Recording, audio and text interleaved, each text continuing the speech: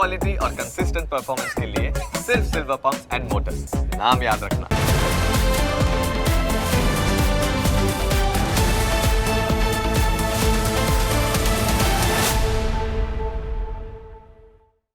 In association with Reliance Smart Bazaar.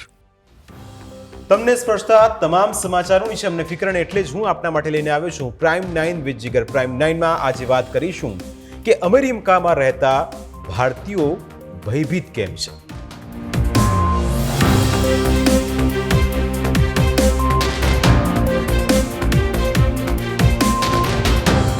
તો અમેરિકામાં જ્યારથી ટ્રમ્પ સત્તામાં આવ્યા ત્યારથી લઈને અનેક ઉતાર ચઢાવ જોવા મળી રહ્યા છે.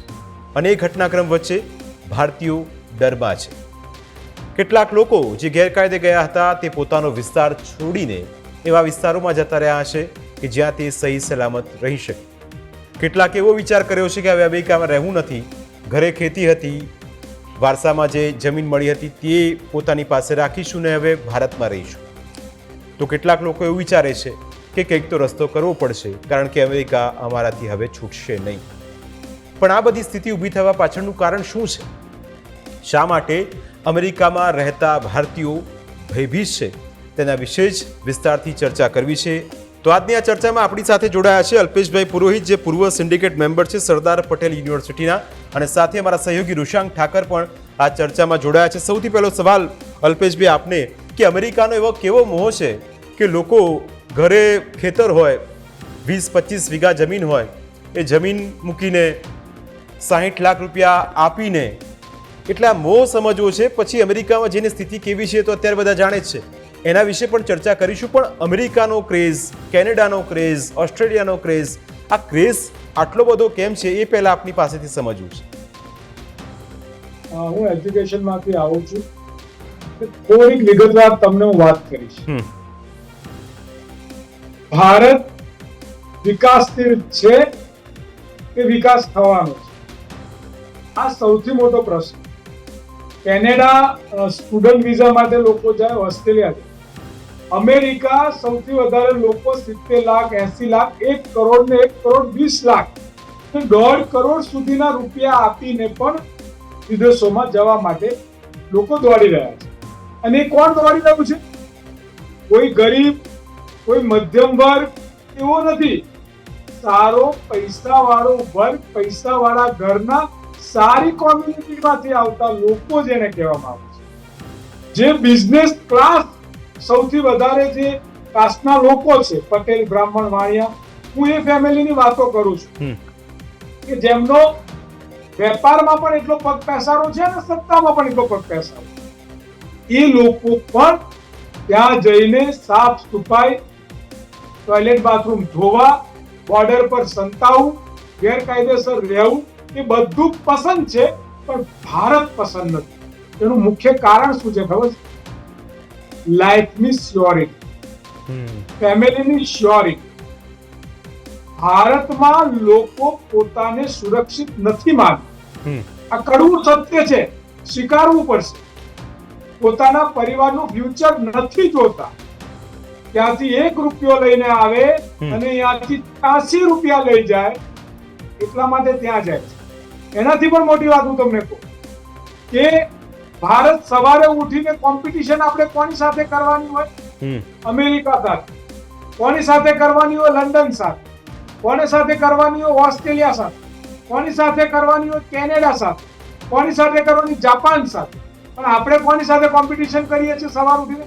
પાકિસ્તાન સાથે, નેપાળ સાથે. આપણે આપણા લોકો અહીંથી મુસ્લિમ હિન્દુ માંથી બહાર નથી નીકળતા. અને તમે જો તો દુબઈમાં તો મુસ્લિમો જ છે. ઢગલો ઇન્ડિયનોના કરોડો રૂપિયા ટુરિઝમમાં ત્યાં જાય છે. બીજા મુસ્લિમ એવા ઢગલો દેશો છે, ત્યાં જઈને રૂપિયા ઠલવાય છે. એટલે ભારત હજુ પણ જાતિ ધર્મના વિવાદ, રાજકીય આ પોર્ટફોલિયોમાંથી બહાર નથી આવતું. અને જેના કારણે ઇન્ટેલિજન્ટ લોકો, સારા વિદ્યાર્થી, સારા પરિવારો, સારા બિઝનેસમેનો આ દેશમાંથી છૂટી અને વિદેશોમાં જઈને રોકાણ કર્યું. એટલે આ ગંભીર બાબતને આપણે સમજવી પડશે. એનાથી મોટી વાત કહું કે ઇન્ટરનેશનલ લેંગ્વેજ જે છે, ઇન્ટરનેશનલ લેંગ્વેજમાં તમે જોવા જશો ત્યારે તમને ખબર પડશે કે ઇંગ્લિશ ચાલે છે. આજે એ દેશો તમે જોવા જાઓ તો એ દેશો શું કર્યું છે તો કેન્સરની રસી શોધે છે. એ દેશો શું કરે છે તો એઆઈ પર કામ કરે છે.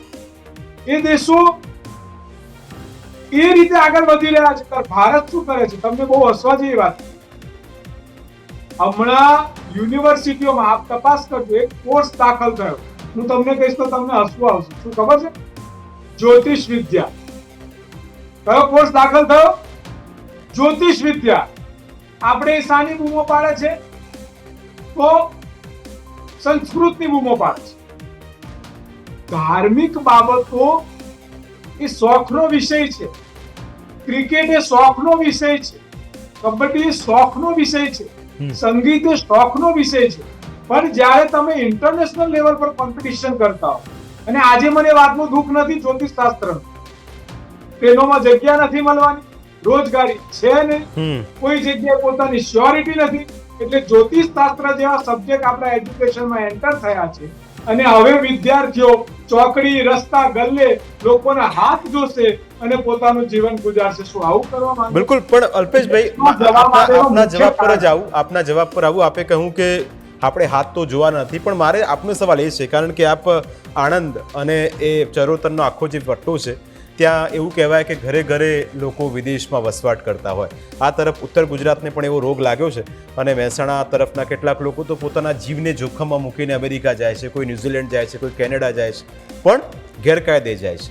હવે સ્થિતિ એવી છે અલ્પેશભાઈ કે હવે ચરોતર બાજુ તો પહેલાંથી જ બધા અમેરિકામાં અને કેનેડામાં બધા રહે છે, એટલે એનું ઇસ્યુ રહેતું નથી, એટલે પરિવારજનો સેટ થઈ જાય. પણ જ્યાં રહેતા નથી એ પોતાની મૂડી મૂકીને અહીં અમેરિકામાં જઈને સેટ થવાનો પ્રયત્ન કરી રહ્યા છે. એટલે મૂળ વસ્તુ એ છે કે જે હાથમાં છે, આપ કહો છો કે હાથ જ્યોતિષ જોવા માટે, હવે જ્યોતિષ નથી જોવું આપણે અમેરિકામાં જઈને વાસણ પણ નથી ઘસવા, તો પછી જવું શું કરવા પડે? અલ્પેશભાઈ, બહુ સિમ્પલ. તમારો સવાલ ખૂબ સરસ. કે બહાર જે લોકો ગયા છે, બરાબર, એનું મૂળ પણ અત્યારના જે નિર્ણયો ટ્રમ્પ સરકારે લીધા, એનું કારણ શું? લોકો કેમ આટલા બધા વિશ્વાસ? આના માટે મેં આગળ પણ મારું એક સ્ટેટમેન્ટ હતું, જ્યારે પ્રધાનમંત્રી ત્યાં જઈને અબકી બાર ટ્રમ્પ સરકાર કરીને જ્યારે પ્રચાર કર્યો, વિદેશ નીતિ પર હંમેશા ભારત સરકારની નીતિ રહી છે કે હું કોઈનો ખાસ નહીં, કોઈ મારો ખાસ નહીં, વેપાર આપો ને વેપાર લઈ જાઓ. પહેલી વાર એક એવી દેશમાં ચળવળ ચાલી કે આપણે કોઈના ઇન્ટરનલ પોલિટિક્સમાં એન્ટર થાય, અને એનું ભોગ બનવાનું કારણ આયા. લોકોએ હજારો પબ્લિક ભેગી થયા, 2 નંબરના લોકો રહેનારા એ સમયે રેલીઓમાં ગયા હતા, ભેગા થયા, અને એમને એવું હતું કે ટ્રમ્પ ભારતનો ખાસ ભાઈબંધ છે આપણા પ્રધાનમંત્રીનો, એટલે અમને લોકોને હવે અહીંયા વસવાટ થશે. પણ આ નિર્ણયના કારણે હવે જે લોકોની પરિસ્થિતિ થશે, હું તમારી ચેનલથી આજે ભવિષ્યવાણી કરું છું કે આવનારા દિવસોમાં આ પરિસ્થિતિમાં હજારો લોકો જો અમેરિકાથી પાછા ભારત હલવાયા તો ભારતનો ક્રાઇમ રેટ એ 25% વધારા સાથે ભારત આગળ થશે. અમારા શબ્દો લખી રાખજો. આ થશે કારણ કે અભણ માણસ જ્યારે ક્રાઇમ કરતો હોય તો એ તમારા માટે 10% ખતરનાક હોય, પણ ભણેલો ગણેલો હોશિયાર માણસ જ્યારે ક્રાઇમ કરતો થાય તો એ તમારા માટે 100% ઘાતક છે. કારણ કે ભણેલો માણસ સ્માર્ટ ક્રાઇમ કરતો હોય. બિલકુલ. ઋષાંકભાઈ પણ જોડાયેલા છે, અને ઋષાંકભાઈ, હવે ચર્ચા એ કરવી છે કે ટ્રમ્પની નીતિથી એક તો પ્રશ્ન એ હતો કે તમે જુઓ કે ગેરકાયદે તમને ડિંગુચાનો એક પરિવાર જે પોતાના પરિવારજનો સાથે એના જીવ જતો રહ્યો એ બોર્ડર પર ક્રોસ કરતા ઠંડી એટલી હતી પણ અમેરિકા જવું હતું. આ તરફ જુઓ ટ્રમ્પની નીતિથી ઘૂસણખોરી કરનારા, એટલે ગેરકાયદે કરનારા ઘૂસણખોરી જેટલા લોકો કરે છે ઋષાંકભાઈ, એ લોકોને ડર એક તો લાગી રહ્યો છે. કોઈ ગુરુદ્વારામાં જતું રહેવું છે, કોઈકને પોતાનો જીવ બચાવવો છે, અને છેવટે કંટાળીને તે છેલ્લે એમ જ કહે છે કે હવે અહીં નથી સેટ થવું, પાછા ગુજરાત જતા રહીએ, પાછા રાજસ્થાન જતા રહીએ, પાછા મુંબઈ જતા રહીએ, ગમે ત્યાં જતા રહીએ, પણ જતું રહેવું છે. ટ્રમ્પે પ્રેસિડેન્ટ બન્યા એ પહેલાં જ એમણે સંકેત આપી દીધો હતો કે એ લોકો ગેરકાયદે ઘૂસણખોરોને મામલે બિલકુલ ઢીલાસ નહીં રાખે, કડકાઈથી નિર્ણય લેવામાં આવશે એ એમણે પહેલેથી જ ચુકાદો આપી દીધો હતો. પહેલેથી જ એમણે વાત સ્પષ્ટ કરી દીધી હતી. ને કોઈ પણ દેશમાં, અમેરિકા પ્લસ યુરોપના દેશોમાં અત્યારે ઇલીગલ ઇમિગ્રન્ટ છે એનો મુદ્દો ખૂબ જ ગંભીર છે. એના માટે કેટલાક કારણો છે. એક તો કે ક્રાઇમનો રેટ વધ્યો છે અને એના માટે કોઈક ક્યાંક અંશે એ ઇલીગલ ઇમિગ્રન્ટ્સ જવાબદાર છે. સેકન્ડ વાત ક્યાં સુધી અમેરિકાની છે, તો અમેરિકાના સ્થાનિક લોકોને એમ લાગે છે કે એમના રિસોર્સિસ પર ઇલીગલ ઇમિગ્રન્ટ્સ કબજો કરી રહ્યા છે. એટલે ક્યાંક નારાજગી હતી, ટ્રમ્પને ખબર પડી એટલે એમણે એ નારાજગીનો લાભ લઈને ચૂંટણીમાં વચન આપ્યું કે ઇલીગલ ઇમિગ્રન્ટ્સને હટાવી દેશે. સેકન્ડ થિંગ કે ચૂંટણી આવે એટલે નેતાઓ વચનો આપે, એમાં કોઈ મીનમેક નથી, બધા લોકો આમ કરે, પરંતુ કથની અને કરણીમાં ફરક હોય છે. એટલે કે મોટાભાગના નેતાઓ ભૂલી જાય છે ચૂંટણી જીત્યા પછી, પરંતુ ટ્રમ્પ કથની અને કરણીમાં ફરક નથી રાખ્યો. પહેલા જ દિવસથી એમણે આદેશ આપી દીધો, પહેલા જ દિવસથી એમણે જે મેક્સિકોની બોર્ડર તે સીલ કરી દીધી ને એ ફટાફટ નિર્ણય લેવામાં આવ્યા. પ્લસ ડિપોર્ટેશન ચાલુ થઈ ગયું ને પ્લસ બાઇડનની જે પોલિસી હતી ને રિવર્ટ કરવા માંડ્યા, કે જેમ કે બાઇડનની પોલિસી હતી કે વન એન્ટ્રી પોલિસી હતી કે તમે એપ પર એપોઇન્ટમેન્ટ લખો અને ત્યાંથી તમે સીધા ઘૂસણખોરી કરી શકો અમેરિકામાં. આ રીતેનું બાઇડનની જે છૂટછાટ હતી એને પહેલાં પણ પ્રેસિડેન્ટ્સમાં બરાક ઓબામાના સમયે છૂટછાટ હતી. બધી જ આ છૂટછાટો ઉપર ફૂલ સ્ટોપ મૂકવાનો ડિસિઝન લીધું છે ટ્રમ્પે. એ કથની અને કરણીમાં ફરક નથી, એને ઇમ્પ્લિમેન્ટ કરી રહ્યા છે કડકાઈથી ને એટલા માટે જ ત્યાં અમેરિકામાં ગેરકાયદે રહેતા લોકોને ડર લાગી રહ્યો છે કે એમને અકાલપટ્ટી નહીં થાય ને પ્લસ અકાલપટ્ટી શરૂ થઈ ચૂકી છે. ડર લાગવા માટે બીજું કારણ એ છે કે ભારત સરકાર એમાં સપોર્ટ આપી રહી છે. સૌથી મોટું કારણ કે ભારત સરકાર કહે છે કે તમે આવવા દો. હવે ઇલીગલ ઇમિગ્રન્ટ્સના મામલે ભારત સરકાર સપોર્ટ આપીને એક આખરે અને પક્ષી મારી રહી છે. ભારત સરકારે સપોર્ટ આપવો જ પડ્યો છે. એનું કારણ છે કે ડોનાલ્ડ ટ્રમ્પ આ મામલે બિલકુલ ઢીલાસ નથી રાખવા માંગતા. એમણે મેક્સિકો, કેનેડા બધા દેશોને, કોલંબિયા બધા દેશોને ધમકી આપી છે કે જો તમે ઇલીગલ ઇમિગ્રન્ટ્સને તમે તમારા દેશોમાં પાછા નહીં ખેંચી લો તો અમે ટેરિફ લગાવી દઈશું, ડ્યુટી લગાવી દઈશું. એટલે એની સીધી અસર ઇકોનોમી પર પડી શકે છે. એટલે આ જ કારણસર ભારત સરકારે સપોર્ટ આપ્યો છે. બીજું કારણ એ છે કે ભારત સરકારે સપોર્ટ આપવાનું કે આપણે ત્યાં પણ ઇલીગલ ઇમિગ્રન્ટ્સનો પ્રોબ્લેમ છે. બાંગ્લાદેશી ઘૂસણખોરો આવે છે તો આપણે પણ આપણા દેશમાંથી માંગણી ઉઠી છે કે એ ઇલીગલ ઇમિગ્રન્ટ્સને હટાવી દેવામાં આવે, બાંગ્લાદેશી અને રોહિંગ્યા મુસલમાનોને આપણા ભારતમાંથી હટાવી દેવામાં આવે ને આપણે ઈચ્છીએ છીએ કે ટ્રમ્પ એમાં સપોર્ટ આપે. એટલે ક્યાંક આપણે આ ભારત સરકાર સપોર્ટ આપવા માંગે છે, ટ્રમ્પ હકાલપટ્ટી કરવા માંગે છે. એટલે ઇલીગલ ઇમિગ્રન્ટ્સની પાસે કોઈ છૂટકો નથી, ત્યાં નાસ્તા પાસ્તા ભરે છે. ને ઇલીગલ ઇમિગ્રન્ટ્સ તો છોડો જીગરભાઈ, ત્યાં H1B વિઝા છે જેમની પાસે, એ લોકોમાં પણ ડરનો માહોલ છે કે એ એમને ગ્રીન કાર્ડ નહીં મળે. ઓકે, એટલે પૈસા ખર્ચીને ગયા 65 લાખ, 60 લાખ, 50 લાખ જેની પાસે જેટલા હતા. એટલે અલ્પેશભાઈ પણ જુઓ કે તમામ લોકો પૈસા ખર્ચીને, મને તો એ સમજાતું નથી કે પૈસા ખર્ચીને જો જવું છે તો પછી અહીંયા ભારતમાં રહીને ધંધો કરાય અથવા તો કંઈક નાનો મોટો બિઝનેસ કરાય, પણ લોકોને મજૂરી કરવી છે અને હવે મજૂરી કરવા જે ગેરકાયદે લોકો ગયા હતા એમને ભારે પડી રહ્યું છે. પણ હવે આવા ગેરકાયદે જનારા લોકો પાસે વિકલ્પો કયા બચે છે તેના વિશે ચર્ચા કરીશું એક નાનકડા બ્રેક બાદ.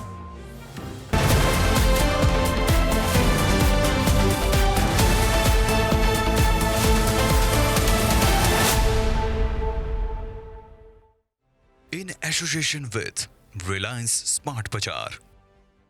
તો બ્રેક બાદ આપનું સ્વાગત છે. આપણી સાથે ચર્ચામાં અલ્પેશભાઈ અને ઋષાંકભાઈ ઠાકર જોડાયા છે. બ્રેક પહેલા ચર્ચા એ થતી હતી કે શા માટે લોકો આટલો બધો ક્રેઝ રાખીને અમેરિકાના મોહમાયામાં રાચ્યા પચ્યા રહે છે અને જે લોકો અત્યારે સત્તાવાર રીતે ત્યાં રહે છે એ લોકો પણ ડર છે. એટલે અલ્પેશભાઈ, ગેરકાયદે ઘૂસણખોરીનું એક આખું જે નેક્સસ છે, ચોક્કસ આપણે આવતાની સાથે જ બેટિંગ કરી દીધી અને કહી દીધું કે હવે નહીં, જે અત્યાર સુધી થયું એ બહુ થયું, હવે આ નહીં ચાલે. એટલે આનાથી જે અમેરિકાનું સપનું જોતા હતા એ લોકો અને જેને વિદેશમાં સ્થાયી થવું છે, જેને બધું મિલકત મૂકીને વિદેશમાં સ્થાયી થવું છે, હવે એવા ગેરકાયદે જેટલા પણ ઘૂસણખોરો છે એમની પાસે અલ્પેશભાઈ કયો વિકલ્પ બચી શકે? અત્યારે જે ટ્રમ્પ સરકારના જે પગલા દેખાઈ રહ્યા છે એ પ્રમાણે તો સ્પષ્ટ છે કે તમામ લોકોને ભારત આવું જ આગળ પડશે. આજના જ ન્યૂઝ છે કે ટ્રમ્પ સરકારે તો એવું કહ્યું છે કે આમની સામે આતંકવાદીના કાયદા જેવા પગલા ઉપાડે. એ ખૂબ ગંભીર બાબત છે અને હું એવું માનું છું કે જે પરિવાર સાથે જે લોકો ત્યાં ગયા છે અને જો આવી પરિસ્થિતિમાં આવે તો એમને ભારત પાછું આવી જવું. કારણ કે આતંકવાદી સમાન પગલા એમની ટેરરિસ્ટ સમજીને એમની સામે પગલા લેવા હું માનું છું ગંભીર પગલા હશે ને એના કારણે હું એવું માનું છું કે આખા ને આખા પરિવારના જીવન ખતમ થઈ ગયું છે. એનાથી વધારે સારું છે કે સરકારે કહ્યું છે કે પાછા આવો, અમે બધાને લઈને તો કહેવું જ પડે, છૂટકો જ નથી. સર્વ શક્તિશાળી દેશ અમેરિકા જેવાનો નિર્ણય હોય તો આપણે તો મેં તમને હજુ કીધું કે આપણે પાકિસ્તાન ને બાંગ્લાદેશ ને નેપાળ ને એની જોડે કોમ્પિટિશન માંથી બહાર નથી આવતા. એટલા માટે લોકોએ પાછું આવવું જોઈએ, એના સિવાય કોઈ વિકલ્પ અત્યારે મને દેખાતો નથી. જે રીતે ટ્રમ્પ સરકારનો આટલો મોટો જે કાર્યવાહી કરવાની પ્રોસેસ જે શરૂ કરી છે અને એ પણ બિલકુલ બાંધછોડ કર્યા વગર, તો લોકોએ હવે જે પણ પૈસા હોય એને ભૂલી અને ભારતમાં આવી અને ફરીથી એકડો ઘૂંટવાની શરૂઆત કરવી પડશે એવું મને સ્પષ્ટ લાગ્યું. બિલકુલ. અલ્પેશભાઈ, કોઈ અમેરિકામાં રહેતા મિત્રો સાથે શું વાતચીત થાય છે કે ત્યાં કેવો માહોલ છે? ઘણા બધા મિત્રો સાથે વાત થઈ. અમારા અહીંયાથી ઘણા બધા લોકો ગયા છે. તમે તો ઉત્તર ગુજરાતની પણ અમારી એક બે ટીમ જે ત્યાં ગઈ છે એમની સાથે પણ અમારી વાત થઈ. ખૂબ જ કપરી પરિસ્થિતિ, એટલે હું એવું કહી શકું કે આપણે એવું માનીએ કે ત્યાંના લોકો કદાચ શોષણ નહીં કરતા હોય, પણ જે આપણા લોકો ત્યાં સ્થાયી થઈ ગયા છે, જે ત્યાંના રેસિડન્સ થઈ ગયા છે, એ લોકો જ ઇન્ડિયન, મારે ના કહેવું છે પણ આપણા જ લોકોનું, આપણા જ પરિવારો કરી રહ્યા છે. મતલબ ઘણા રડતા ફોન કરે છે, ઘણા એકબીજાની ભલામણ માટે ફોન કરે છે. આપણે ધારો કે કોઈને ભલામણ કરીએ પણ છે, એ એવું શોષણ કરે છે કે એને માનસિક એટલું ટોર્ચર માણસ થઈ જાય, એના કરતા ભારત એને ભીખ માંગવી સારી.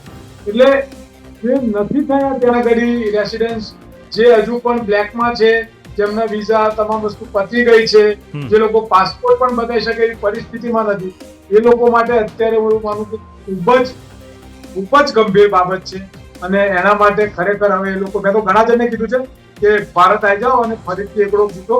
પૈસા, જિંદગી હશે તો પૈસા હશે, જીવન જ નહીં તો પૈસાને શું હશે? બિલકુલ. જિંદગી હશે તો પૈસા હશે અને રૂપિયા પણ હશે અને બધું ડોલર પણ હશે, પણ જો જિંદગી નહીં હોય તો કશું જ નહીં હોય. કારણ કે કેટલાય લોકો ગયા અને ત્યાં સ્થાયી થવાના સપના સાથે કાયમ માટે જિંદગી જતી પણ રહી છે. ઋષાંકભાઈ, સવાલ એ થાય કે હવે પકડાઈ જવાનો એક ડર છે અને ભારત આવવાની એક એવી ઘેલછા છે કે હવે ભારત જ જવું પડશે.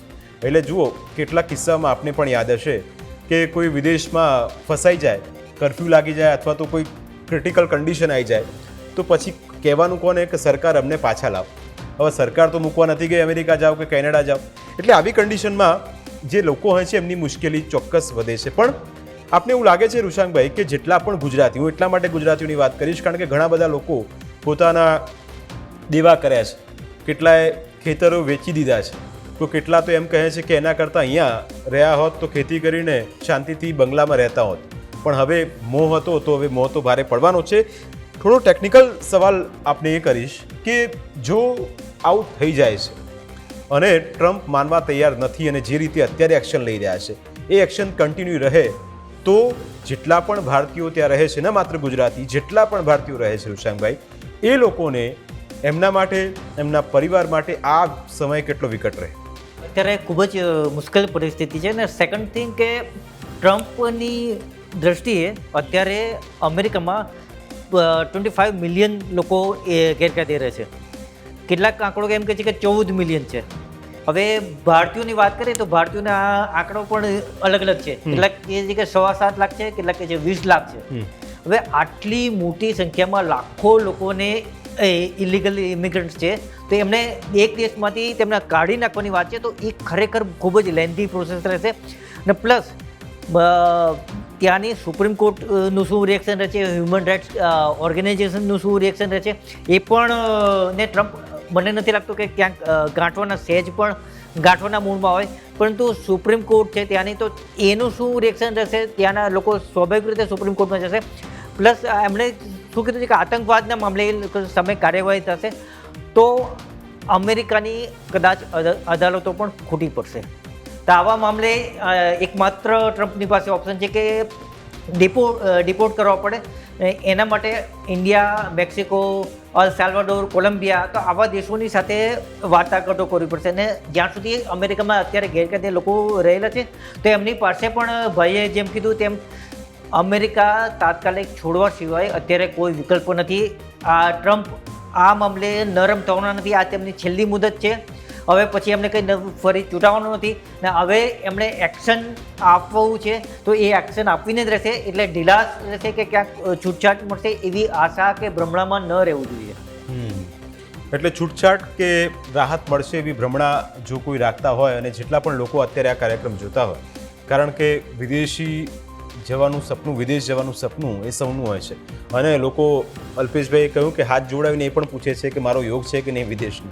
હવે મને લાગે છે કે યોગ અત્યારે ઊંધો પડી ગયો છે, ગ્રહો હાથમાં રહ્યા નથી અને ગ્રહો અત્યારે ચાલે છે તો ફક્ત ટ્રમ્પના ચાલે છે.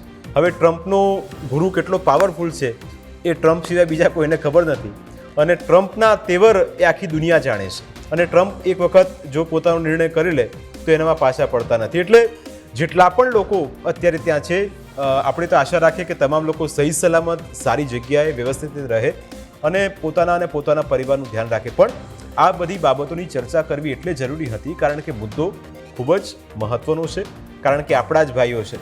હવે અલ્પેશભાઈની બાજુમાં જ કોઈ પડોશી રહેતા હશે અને એ પણ અમેરિકામાં સ્થાયી થયા હશે અને ક્યારેક એવું કહેતા હશે કે અલ્પેશભાઈ આવો તો ખરા અમેરિકા. હવે અલ્પેશભાઈને કહેવું પડે છે કે હવે અમેરિકા રહેવું નથી, હું ભારત આવું છું. અલ્પેશભાઈ વાત સાચી ને? સાચી વાત છે. એટલે પણ આમાં તમારી એક વાતને જોડતા હું ખાલી એટલું કહીશ કે ભારતે ક્યાંક ને ક્યાંક ફરી આ નાની બાબતો છોડી અને એ વિશ્વની મહાસત્તાને એવો અહેસાસ કરાવવો પડશે કે ભારત એ તમારી ઇકોનોમીનો 50% ફાળો ભારતનો છે અને એવો અહેસાસ એમને થશે તો હું 100% માનીશ કે આ જે મુસીબત ભારતના લોકો પર આવી છે એની પર ક્યાંક ને ક્યાંક કંટ્રોલ આવશે. બિલકુલ. એટલે કે હવે જોવાનું એ રહે છે કે સમયની વાત છે. એક સમય એવો હતો કે લોકો અમેરિકામાંથી એવું કહેતા હતા કે અહીંયા જલસા છે. હવે સમય બદલાયો છે કારણ કે પરિવર્તન એ સંસારનો નિયમ છે. આપ બંને અમારી સાથે ચર્ચામાં જોડાયા, આપનો ખૂબ ખૂબ આભાર. તમારી વિશેષ રજૂઆતમાં અત્યારે બસ આટલું જ. ફરી મળીશું આપને સ્પર્શતા મુદ્દા સાથે. ત્યાં સુધી રજા આપશો. નમસ્કાર.